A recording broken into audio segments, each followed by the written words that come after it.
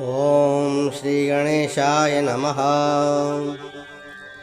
अथ श्री चण्डीपाठः प्रारभ्यते। ओम श्रीदेव्यै नमः। या देवी सर्वभूतेषु विष्णुमायेति शब्दिता नमस्तस्यै नमस्तस्यै नमस्तस्यै नमो नमः।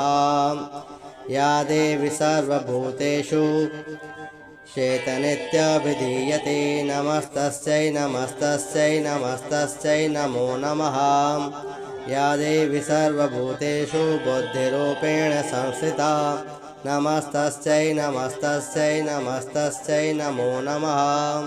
या देवी सर्वभूतेषु निद्रारूपेण संस्थिता नमस्तस्यै नमस्तस्यै नमस्तस्यै नमो नमः। या देवी सर्वभूतेषु क्षुधारूपेण संस्थिता नमस्तस्यै नमस्तस्यै नमस्तस्यै नमो नमः। या देवी सर्वभूतेषु छायारूपेण संस्थिता नमस्तस्यै नमस्तस्यै नमस्तस्यै नमो नमः। या देवी सर्वभूतेषु शक्तिरूपेण संस्थिता नमस्तस्यै नमस्तस्यै नमस्तस्यै नमो नमः। या देवी सर्वभूतेषु तृष्णरूपेण संस्थिता नमस्तस्यै नमस्तस्यै नमस्तस्यै नमो नमः। या देवी सर्वभूतेषु क्षान्तिरूपेण संस्थिता नमस्तस्यै नमस्तस्यै नमस्तस्यै नमो नमः। या देवी सर्वभूतेषु जातिरूपेण संस्थिता नमस्तस्यै नमस्तस्यै नमस्तस्यै नमो नमः।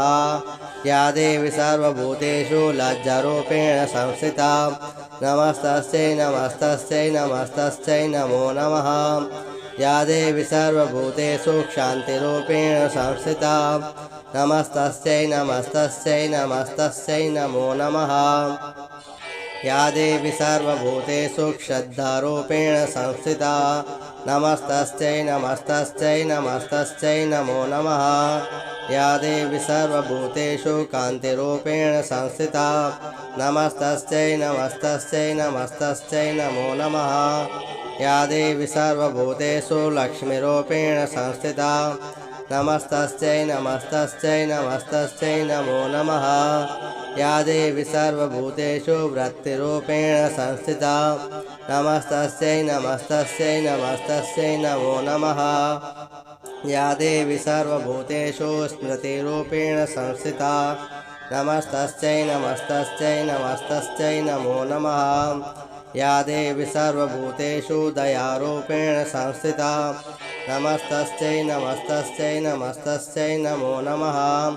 या देवी सर्वभूतेषु तुष्टिरूपेण संस्थिता नमस्तस्यै नमस्तस्यै नमस्तस्यै नमो नमः।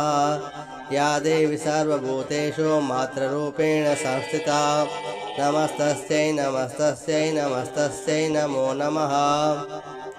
या देवी सर्वभूतेषु भ्रान्तिरूपेण संस्थिता नमस्तस्यै नमस्तस्यै नमस्तस्यै नमो नमः।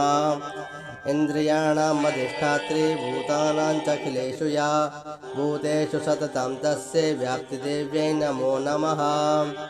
चित्तरूपेण या कृष्णमेतद्व्याप्य स्थिता जगत् नमस्तस्यै नमस्तस्यै नमस्तस्यै नमो नमः। इति चण्डीपाठः समाप्तः। ओम श्रीदेवी नमः।